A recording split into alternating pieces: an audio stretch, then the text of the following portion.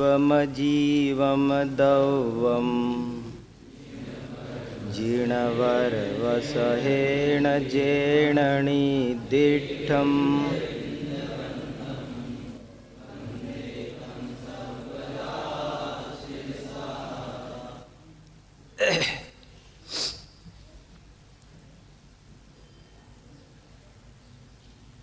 मैंने अभी ये जो मंगलाचरण के रूप में गाथा बोली है, ये आपके लिए सुपरिचित है।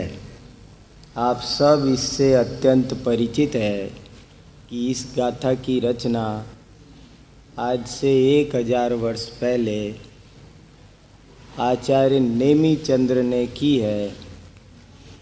द्रव्य संग्रह नामक प्राकृत के एक ग्रंथ का ये आधारभूत मंगलाचरण है। मैं 2 मिनट आपसे इस विषय में ही बात करना चाहता हूँ। इस द्रव्य संग्रह की गाथा में, प्रथम गाथा में जो कुछ कहा गया है, मैं चाहता हूँ आप एकाग्र होकर उस चीज़ पर ध्यान दें। देखिए क्या कहना चाहते हैं। वैसे तो बात बहुत सीधी सच्ची है। यहाँ कोई भी नहीं होगा जिसने द्रव्य संग्रह की इस गाथा को अच्छी तरह नहीं समझा हो।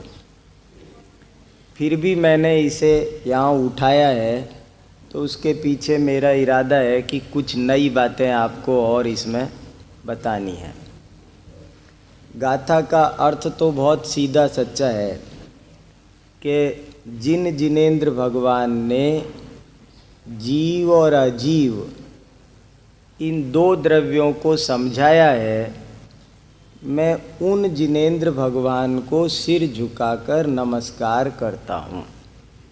बात तो इतनी सी है, लेकिन मैं बस आपका आप थोड़े में समझ जाएंगे। मैं भी समय बचा लूँगा तो कुछ और बातें कह दूँगा, इसलिए मैं नहीं तो 1-2 व्याख्यान इस गाथा पर ही हो जाएं। लेकिन मैं सोचता हूँ कि 2-4 व्याख्यानों का विषय एक ही व्याख्यान में आपको परोसने की कोशिश करता हूँ। विस्तार आप सब कर लेंगे। इस गाथा में उन्होंने मंगलाचरण मात्र नहीं किया है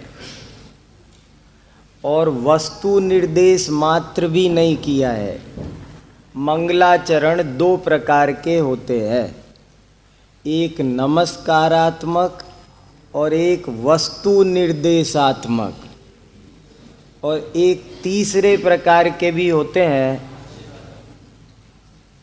उभयात्मक, जिसमें मंगलाचरण नमस्कार भी होता है और वस्तु निर्देश भी होता है। और इसमें वो सब तो है ही। मैंने वो सब बताने के लिए इस बात को नहीं उठाया है। इसमें जिनेंद्र भगवान को नमस्कार भी है, इसलिए नमस्कारात्मक भी हो गया। और वस्तु निर्देश है, जीवमजीवम दव्वम, तो वस्तु निर्देश भी है। लेकिन इसके अलावा इसमें जो कुछ प्रतीयमानम पुनरन्य देव, जो कुछ अन्यत प्रतीयमान है, उसकी ओर भी मैं आपका ध्यान आकर्षित करना चाहता हूँ। इस गाथा में से मुझे एक बात बड़ी गहराई से ये बार बार अनुभव होती है कि नेमिचंद्र आचार्य देव ने ये कह दिया कि इस जगत में 2 द्रव्य हैं, ऐसा आपने हमको बताया है, अतः हम आपको नमस्कार करते हैं। इसमें अतः लगाकर देखिए तो कितना इसमें अर्थ गांभीर्य पैदा हो जाता है कि मैं आपको क्यों प्रणाम करता हूँ, क्योंकि आपने मुझे ये समझाया है कि इस जगत में 2 द्रव्य हैं, एक जीव और एक अजीव। ये आपने समझाया है, ये आपकी बहुत बड़ी देन है, मेरे ऊपर बहुत बड़ा उपकार है। और मैं इसी की वजह से आपको प्रणाम करता हूँ। आप इस पे चिंतन करेंगे तो अर्थ के कई आयाम निकल कर आएंगे। अब हमारा सारा भक्ति दर्शन इसमें समाहित हो गया। जितना भी हमारा भक्ति साहित्य है, पूजा पाठ विधान, हमारी पूरी की पूरी, वो सब क्यों है, क्या है, कैसी है, हम कैसे भगवान को मानते हैं, क्यों भगवान को पूजते हैं, हजारों शंकाओं का समाधान इसमें आ गया। बहुत से लोग ये प्रश्न उठाते हैं कि जैन दर्शन जब भगवान को वीतराग मानता है, भक्ति से प्रसन्न होने वाले और निंदा से नाराज होने वाले नहीं हैं, ऐसा मानता है, तो फिर उनके पूजा पाठ भक्ति स्तुति का क्या प्रयोजन है? उस सब का उत्तर भी इसमें आ गया।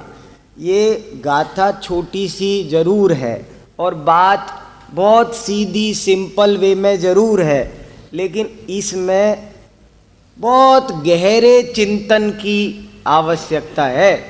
इसमें बहुत नाना प्रकार के आयाम निकल कर आपको लगेगा द्वादशांग की सारी किरणें मानो इस गाथा में से ही फूट फूट कर निकल रही है। आपको लगेगा इस एक ही गाथा में से मानो कहीं प्रथमान योग भी निकल गया है, कहीं द्रव्यान योग भी निकल गया है, कहीं कर्णान योग भी निकल गया है, कहीं चरणा। आप इस एक ही गाथा में देखिए कितनी गहराइयाँ हैं।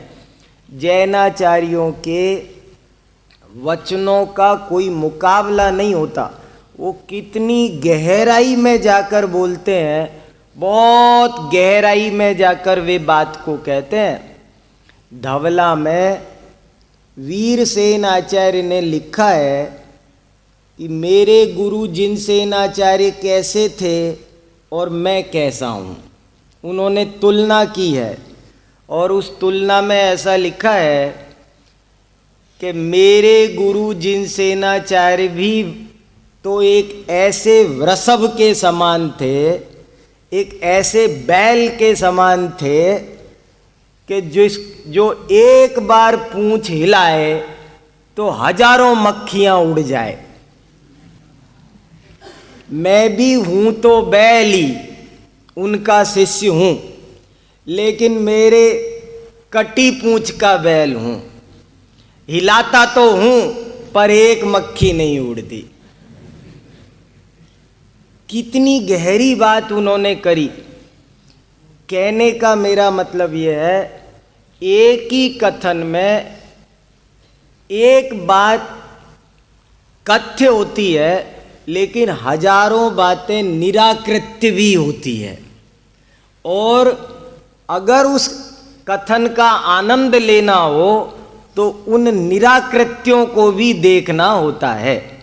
जैसे आचार्यों ने वस्तु स्वरूप को समझाने के लिए स्वद्रव्य क्षेत्र काल भाव से उसे अस्ति कहा, ऐसे ही ये भी समझाए बिना वो नहीं रह सके कि वो परद्रव्य क्षेत्र काल भाव से नास्ति है। ऐसे ही हमको ये समझना बहुत आवश्यक है, इसमें कितनी गहराई छुपी हुई है। देखो, पंच संग्रह नाम का एक और ग्रंथ है हमारा। पंच संग्रह नाम के दो ग्रंथ मिलते हैं, एक प्राकृत में मिलता है, एक संस्कृत में मिलता है। पंचास्तिकाय संग्रह नहीं, एक पंच संग्रह और है, और 5 अध्याय हैं उसमें। संस्कृत वाले पंच संग्रह में प्राचीन ग्रंथ है या किन्हीं आचार्यों का संकलन है वो, और उसमें एक बड़ा अच्छा श्लोक आता है, अप्रतिबुद्धे श्रोतरी वक्तृत्व मनर्थकम भवति पुंसाम नेत्र विहीने भर्तरी विलास लावण्य मिव स्त्रीणाम।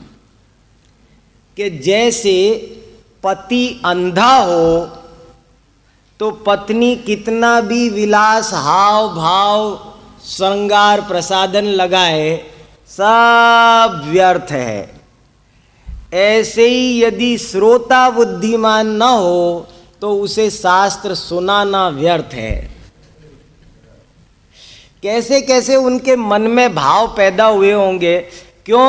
अब आप इतना पढ़ के रह जाते हो कि भैया जिसने जीव अजीव द्रव्य बताए जिनवर वसेण जेण निधि। अरे ये कितनी गहराई से निकल के ये गाथा आई है। एक 3 भुवन में सार वीतराग विज्ञानता, ये एक ही लाइन काफी है द्वादशांग समझने के लिए।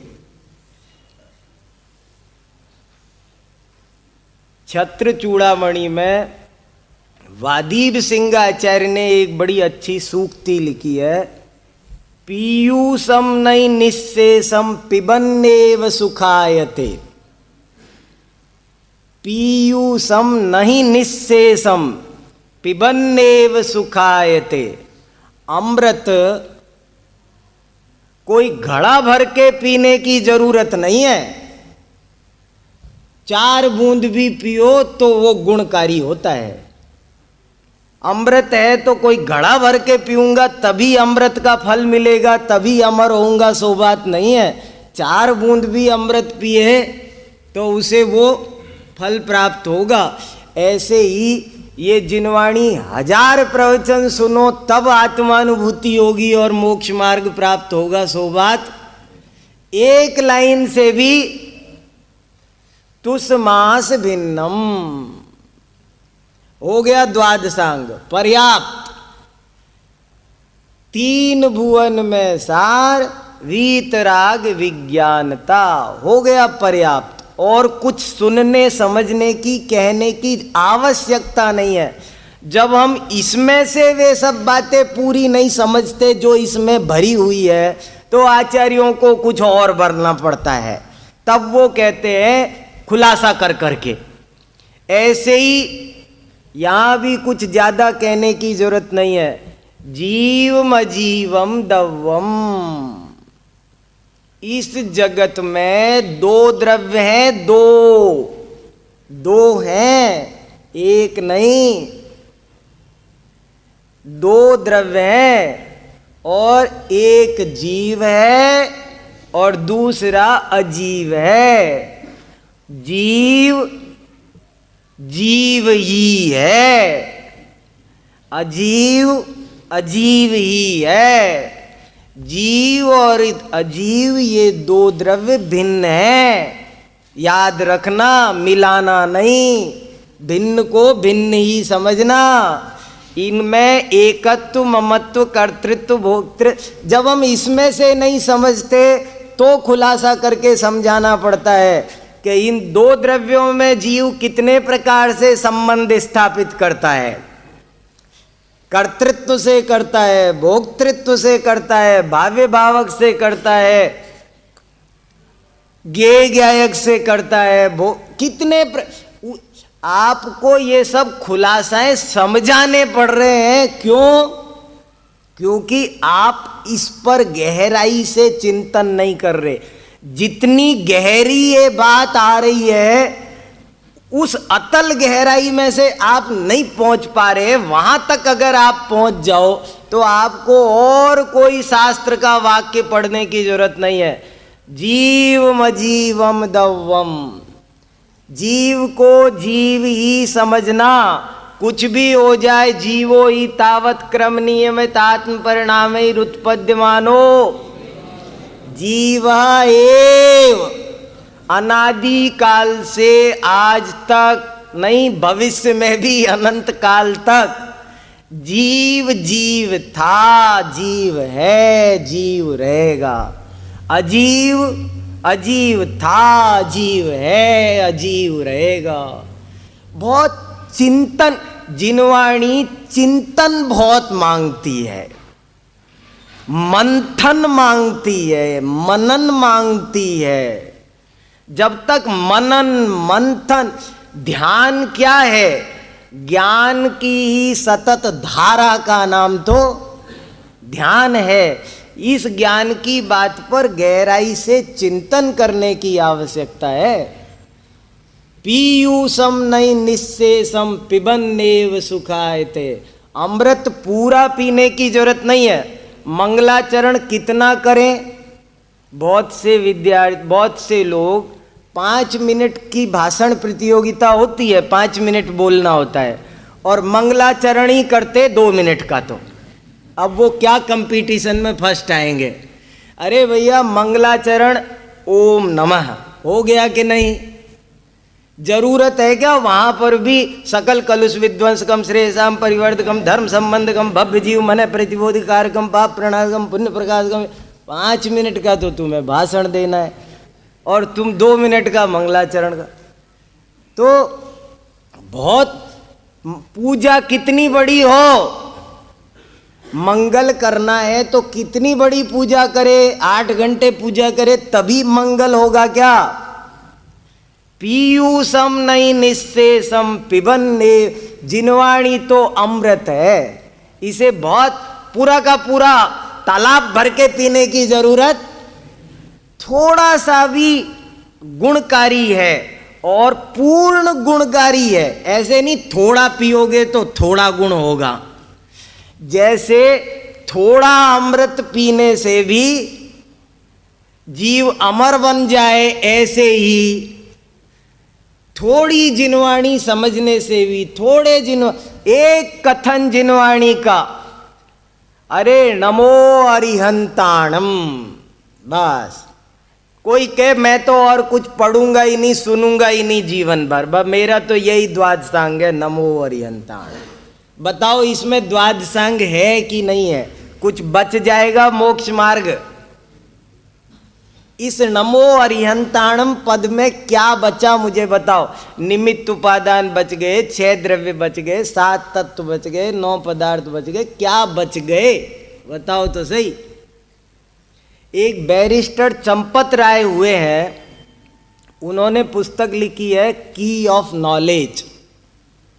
उस पुस्तक में उन्होंने अंदर कई बार एक वाक्य लिखा, फिर बाद में वो उनको इतना पसंद आया कि किताब का जो टाइटल है, उस टाइटल के नीचे कोष्ठक में फिर से छपा दिया नए संस्करण में। और वो वाक्य है, knowledge is like a food, it is ours when it is observed. ज्ञान अन्न के समान है, ये हमारा तभी होता है जब इसे हम अच्छी तरह पचा लेते हैं।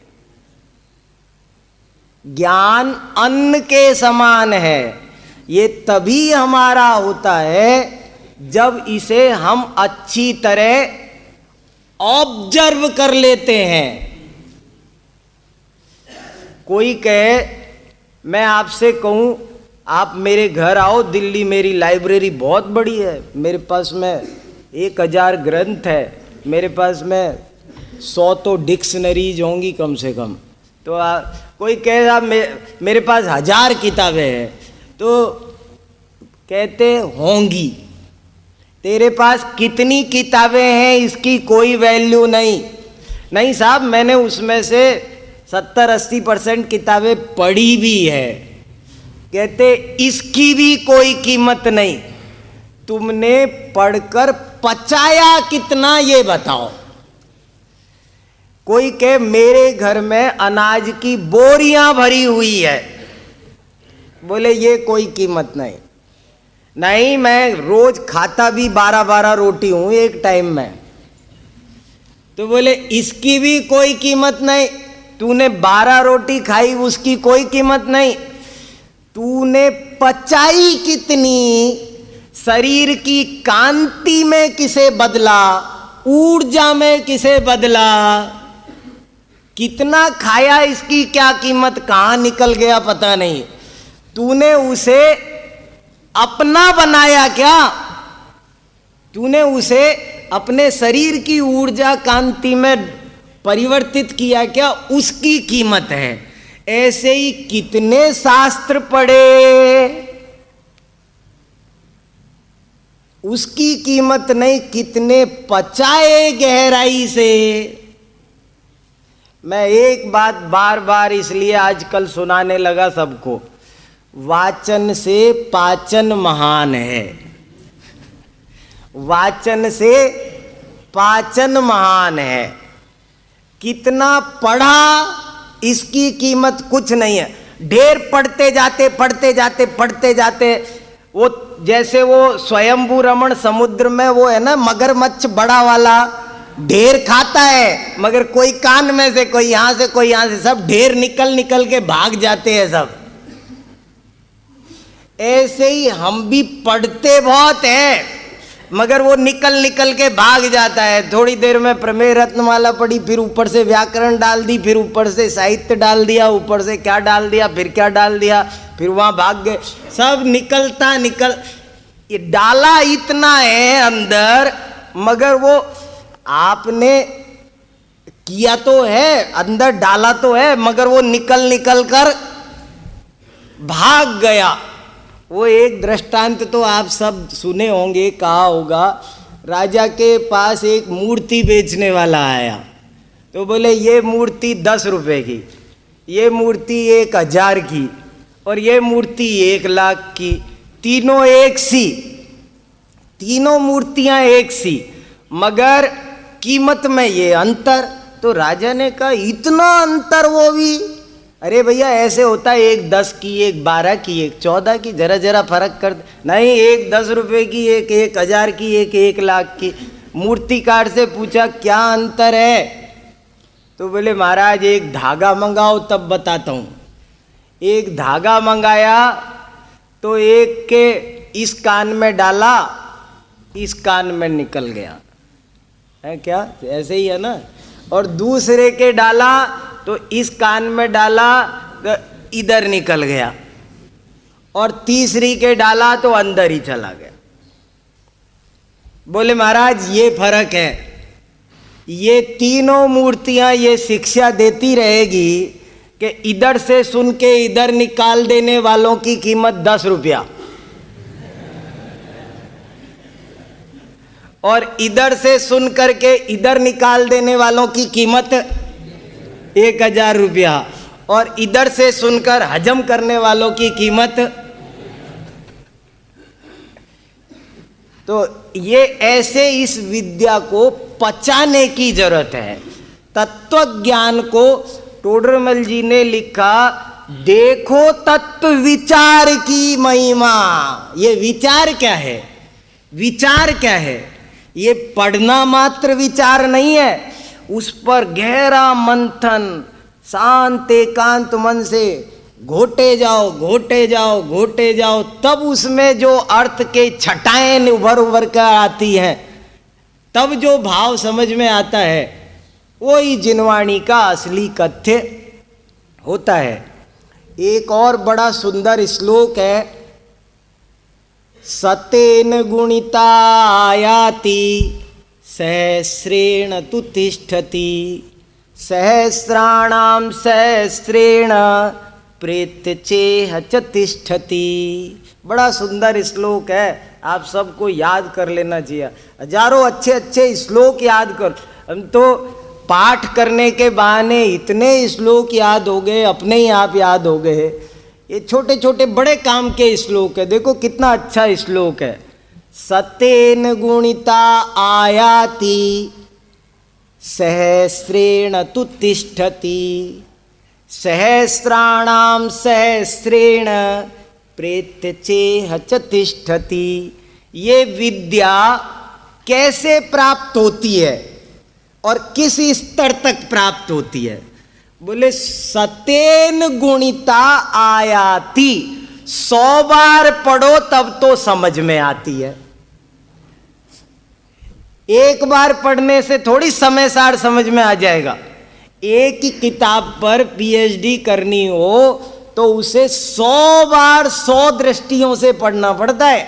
एक बार भाषा से, एक बार छंद से, एक बार अलंकार से, एक बार शाकुंतलम पढ़ रहे तो एक बार सिर्फ दुष्यंत के चरित्र की दृष्टि से पूरा पढ़ जाओ, दूसरी बार सिर्फ शकुंतला के चरित्र की दृष्टि, ऐसे 100 बार। सतेन गुणिता आयाति, 100 बार पढ़ो तो विद्या समझ में आती है।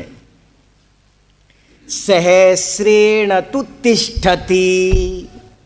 1000 बार पढ़ो तो टिकती है, 100 बार पढ़ो तो समझ में आती है, 1000 बार पढ़ो तो टिकती है। और सहस्राणाम सहस्रेण, और 1000 को 1000 से गुणा करो, 10 लाख बार पढ़ो तो अगले जन्म में भी साथ जाती है। क्या श्लोक है देख रहे, सतेन गुणिता आयाति सहस्रेण तु तिष्ठति, सहस्राणाम सहस्रेण प्रेत्यचेह च तिष्ठति। तो कितना आप, हमारे यहाँ एक अभीक्षण ज्ञानोपयोग है। 16 कारण भावनाओं में से एक भावना का क्या नाम है, अभीक्षण ज्ञानोपयोग। और अभीक्षण शब्द का अर्थ जानते हैं, 10 डिक्शनरी कंसल्ट करो तब समझ में आएगा अभीक्षण का अर्थ। अभीक्षण पर ही 4 दिन स्टडी करोगे ना गहराई से, तब समझ में आएगा अभीक्षण शब्द का क्या अर्थ है। अभीक्षणम तु मुहुर्मुहु, अभीक्षणम तु मुहुर्मुहु, बार बार बार बार बार बार, जैसे रूखे घड़े में एक एक बूंद टप टप टप टप टप टप टपकता जाएगा, तब वो घड़ा गीला होगा। ऐसे ही ये मिथ्यात्व की ग्रंथि तत्व विचार से ढीली पड़ती है, पड़ती है और एक बार खुल जाती है। तत्व विचार बहुत गहराई से जरूरी है। क्या अच्छी बात लिखी देखो, कितनी गहराई से हमारे आचार्य बोलते हैं। जीवम जीवम दौवम जीणवर वसहेण जेणणि दिट्टम देविंद विंद वंदम वंदे तम सर्वदा। मैं जिनेन्द्र भगवान को, जिनवर वृषभ को या ऋषभ देव को, जो सब आपने अर्थ पढ़े हैं इसके 3-4 मुझे सब मंजूर है, मैं यहाँ उसमें नहीं जाता। मैं तो ये कह रहा हूँ, मैं उन जिनवर वृषभ को इसलिए नमस्कार करता हूँ क्योंकि उन्होंने मुझे ये बताया, निदिठम, कुछ दिया उन्होंने। हम उनको नमस्कार क्यों करते, क्या दे गए वो हमें,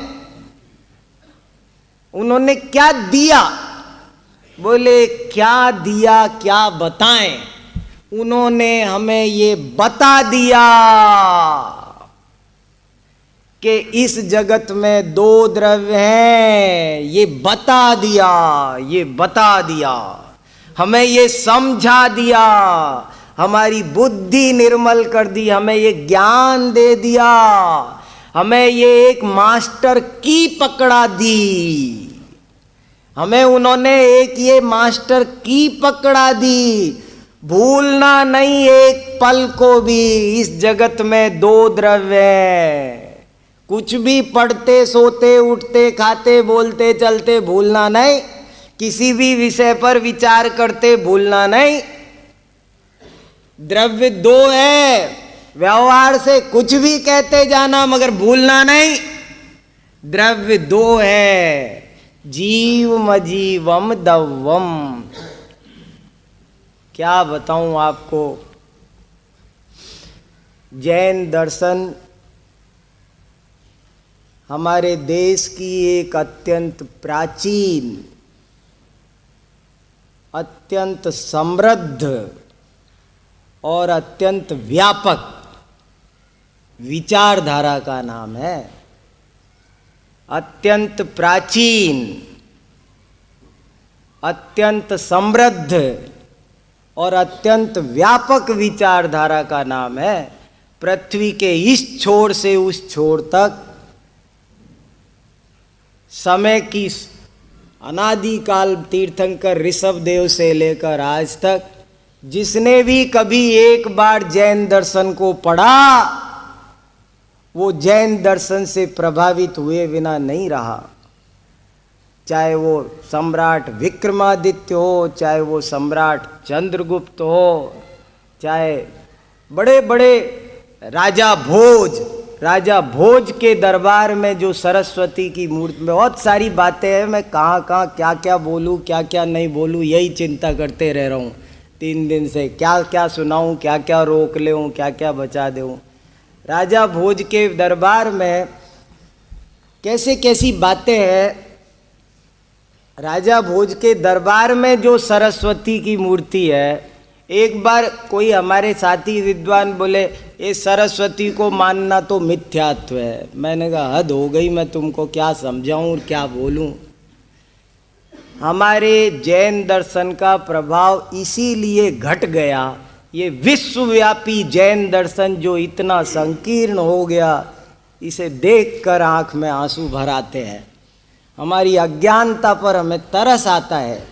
हम क्यों अपना स्वरूप और अस्मिता भूल गए। हमें अपना ज्ञान खुद ही नहीं है। हमारे विद्यार्थी कहते हैं, जैन दर्शन के विद्वान कहते हैं कि जैन दर्शन नास्तिक है। बताओ, कल पूछा मैं बच्चों से जैन दर्शन कैसा है, कहते जैन दर्शन नास्तिक है। जैन दर्शन के विद्वान भी ये बात कह देंगे कि हमारे देश का नाम भारत क्यों पड़ा। बोले साहब वो दुष्यंत का बेटा भरत था ना। अरे वो दुष्यंत पुत्र भरत के नाम पर भारत।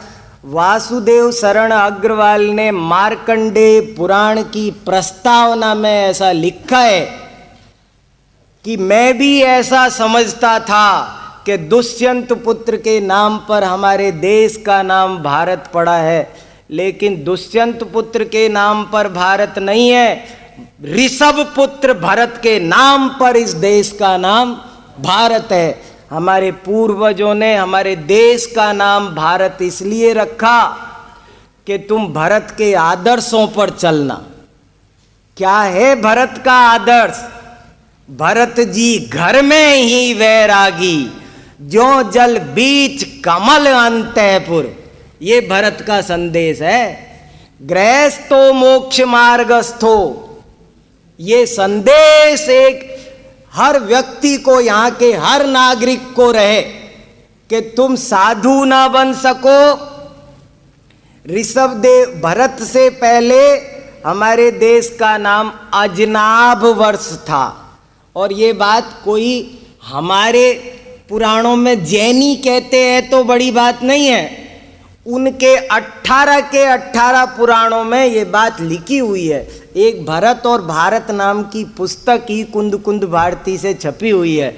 डॉक्टर प्रेम सागर जैन ने 40 साल पहले लिखी है, पढ़ना चाहिए। भरत और भारत, हमारे देश का नाम भरत चक्रवर्ती ऋषभ पुत्र भरत के नाम पर भारत पड़ा। राजा भोज जैन धर्म से बड़ा प्रभावित था। सम्राट विक्रमादित्य के दरबार में सिद्धसेन आचार्य, उनको छपणक राजगुरु का दर्जा मिला हुआ था।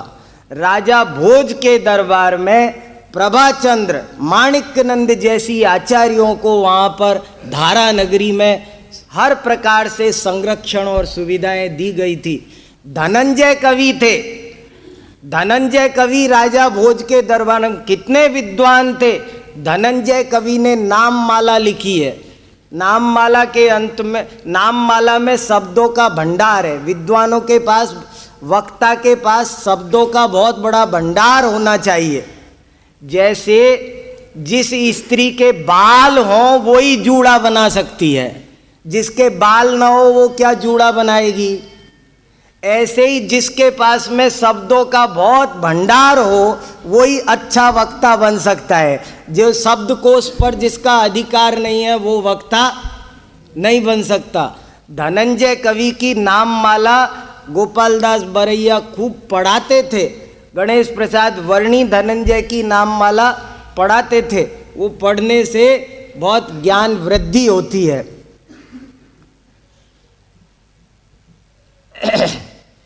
एक बार ऐसे हुआ, और भी कई बातें हैं।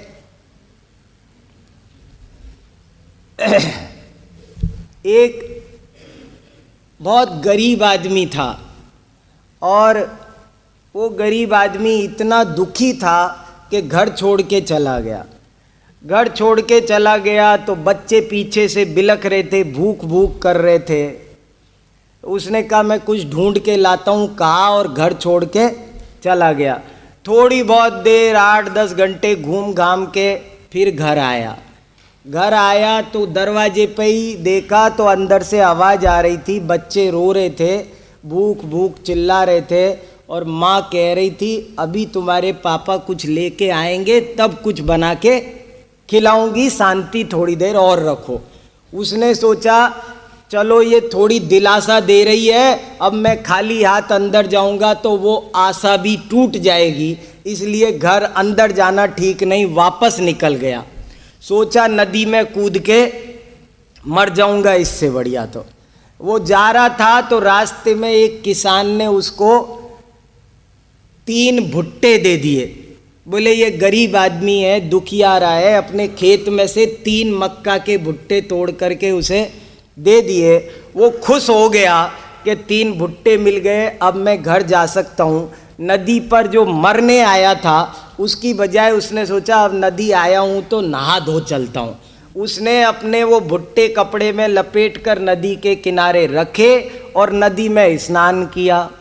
नदी के किनारे कुछ शैतान उपद्रवी बच्चे खेल रहे थे। खेलते खेलते उन्होंने वो उसकी पोटरी देखी तो उसमें भुट्टे थे। उन्होंने वो भुट्टे निकाले और पास में शमशान में से 3 जली हुई लकड़ियां वैसी ही ली और उस कपड़े में लपेट के वहीं जैसे कि तैसे रख दी। और वो जब नहा करके निकला तो उसने सोचा अब ये पोटरी ले करके मैं घर चलता हूँ। वो घर चला तो रास्ते में ख्याल आया कि आज तो राजा भोज का जन्मदिन है। मैं अगर सब लोग राजा भोज को कुछ ना कुछ बधाई दे रहे हैं और राजा भोज बदले में रिटर्न गिफ्ट बहुत अच्छा दे रहा है।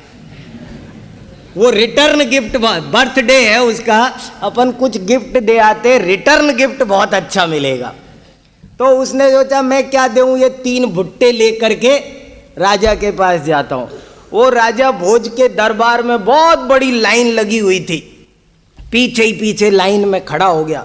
लाइन बढ़ती जा रही थी, बढ़ती जा रही थी। वो भी बगल में भुट्टे दबा करके राजा भोज को भेंट करने के लिए चल रहा था।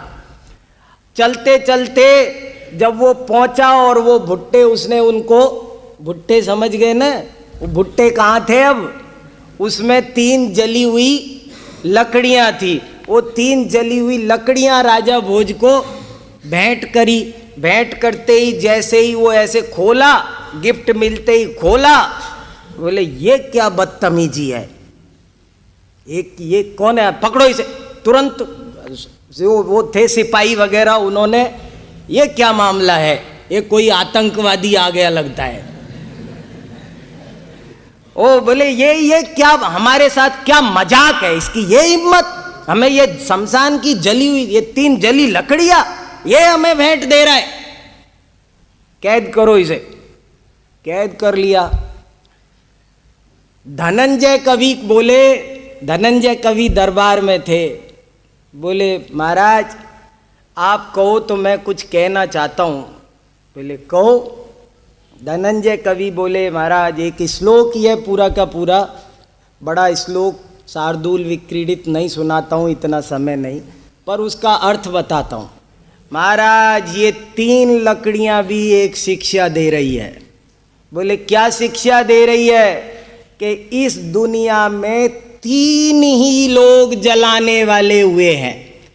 ये 3 जली हुई लकड़ियां शिक्षा दे रही है कि या तो ऋषभ देव हुए थे जिन्होंने अष्टकर्म को जलाया, नंबर 1 जलाने वालों में नंबर 1 कोई इस धरती पर माई का लाल पैदा हुआ है तो वो हुआ है ऋषभ देव, जिसने 8 कर्मों को जलाया। नंबर 2 जलाने वाला महाराज हनुमान हुआ था, जिसने सोना की लंका भी।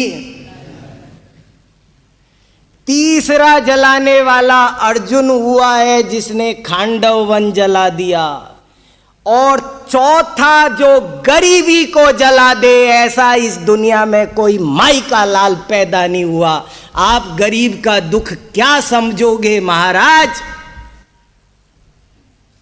इसको कितना बड़ा दुख है, किस भावना से कैसे कैसे इसको ये भुट्टे हाथ लगे थे, कैसे इसके भाग्य में फिर जली लकड़ी आई, किस भावना से आपके पास लेके आया, और फिर भी इसकी तकदीर में मिला क्या?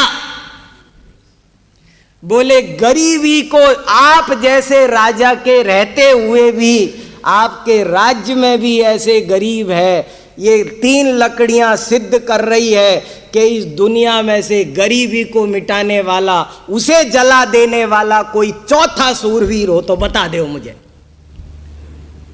धनंजय की सलाह काम आई और राजा को बात समझ में आई। देखो सलाह कैसी होती है, सलाह देने वाला, एक सलाह आग में घी का काम करती है, एक सलाह आग में पानी का काम करती है। जीवन में परामर्शदाता बहुत अच्छा होना चाहिए।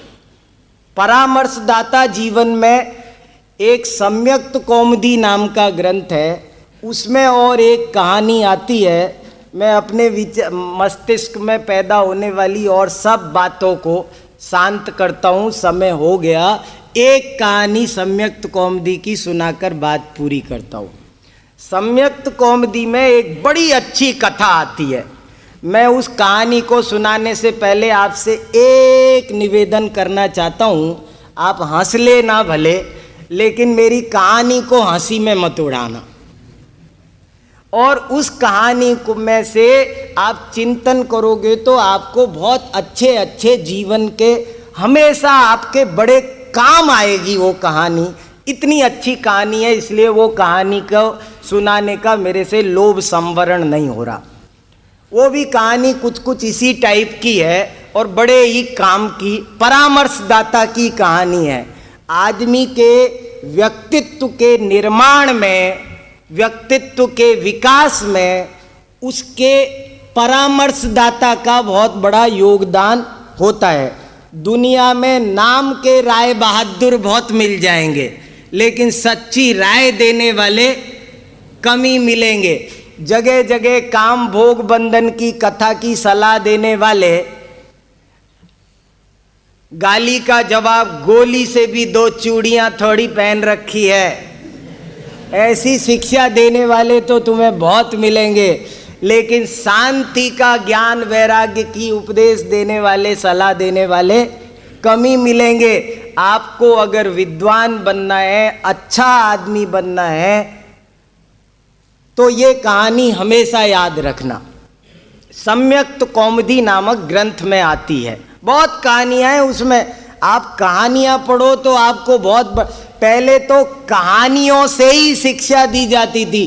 बच्चों को विद्वान बना देते थे, कोई स्कूल फिस्कूल नहीं जाते थे, कोई कंप्यूटर पढ़ने से ही विद्वान बनते हैं क्या? ये सब सीख कर कहानियों में बहुत शिक्षा दे देते थे। देखो कहानी सुना के पूरी करता हूँ फटाफट। एक ब्राह्मण था, वो भी बड़ा घर में उलाहना सुनता था, कहीं से कुछ लाओ, तंग हो करके कि ये रोज रोज के उलाहने सुनने से अच्छा है जंगल जाके मर जाऊं, कहीं निकलो यहाँ से। वो भी निकल गया। जंगल गया तो एक शेर मिला। शेर उस पर झपट्टा मारने वाला था खाने के लिए। तो पास में पेड़ पर एक हंस पक्षी बैठा हुआ था। उस हंस पक्षी ने कहा, अरे मृगराज, ये क्या कर रहे हो? जानते नहीं हो ये कौन है? अरे ये ब्राह्मण देवता हैं, इनके तो दर्शन ही बड़े दुर्लभ होते हैं। कई जन्मों के पुण्य फलीभूत होते हैं तब इनके दर्शन मिलते हैं। अरे पेट ही भरना है तो जंगल में जानवरों की कमी नहीं है, इसे मत मारो। इसे मारा तो ब्रह्म हत्या होगी, ब्रह्म हत्या, नरकों में भी जगह नहीं मिलेगी। अरे मेरी सलाह मानो तो कुछ अर्घ चढ़ा के भले आदमी नमस्कार करो। अगर इनका आशीर्वाद मिल गया तो ये पशु योनि से तिर जाओगे। किसने सलाह दी? हंस ने सलाह दी। शेर के समझ में आ गई बात, बिल्कुल साफ थी, दौड़ दो चार जैसी। जंगल में खाने के लिए जानवरों की कमी थोड़ी ही है, तो अब क्या करना। उसने कहीं गजमोती छुपा के रखे थे, तो पैर के पंजे से जमीन खोदी और वो गजमोती निकाल के लाया, ब्राह्मण देवता के चरणों में चढ़ाया और नमस्कार किया। ब्राह्मण देवता भी खुश हो गए, आशीर्वाद दे दिया, शुभमस्तु।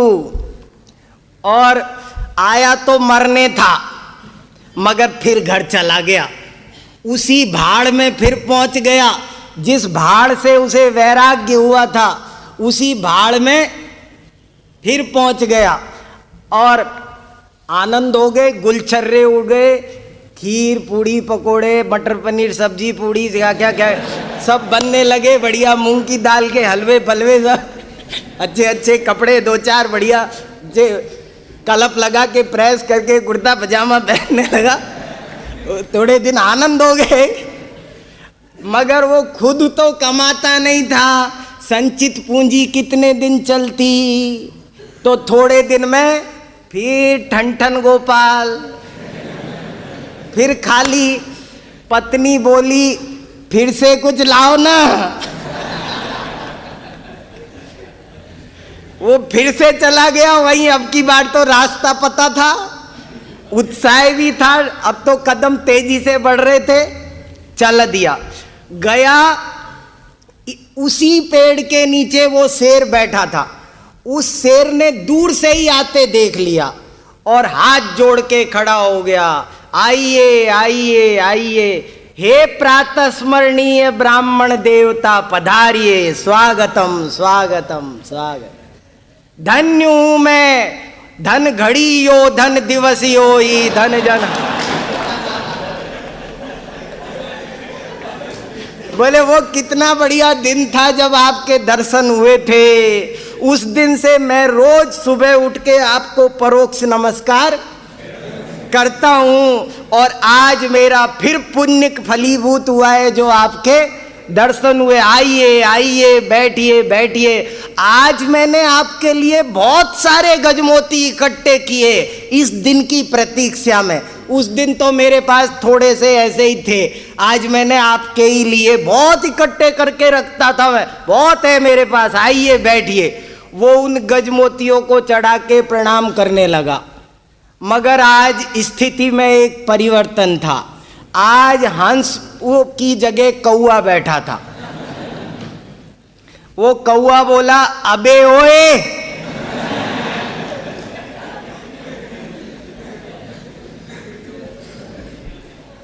अबे ओए, ये क्या हो रहा है, क्या मामला है ये।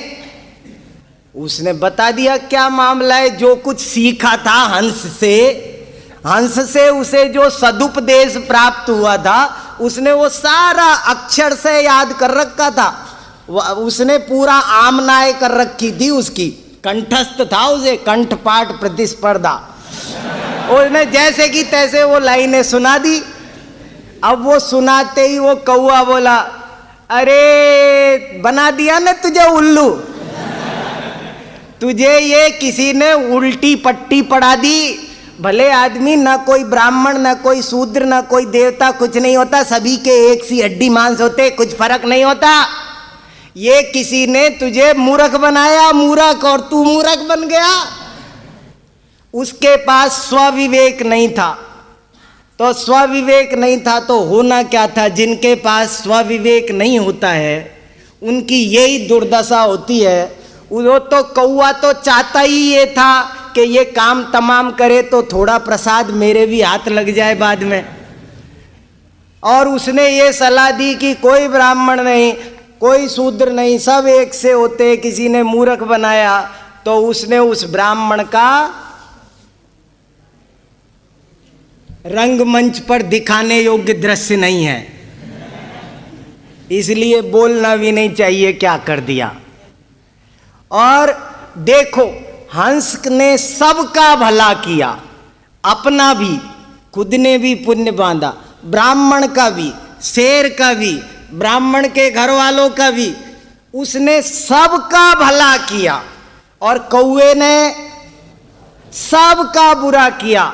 अच्छे परामर्शदाता निस्वार्थ होते हैं, सबका भला करते हैं, और बुरे परामर्शदाता स्वार्थ भावना से ग्रस्त होते हैं, सबका बुरा करते हैं। आपको भी इस जिनवाणी की सेवा करना है तो जीवन में अच्छे परामर्शदाता ही अपने बनाकर रखना, किसी बुरे लोगों की सलाह पर मत चलना।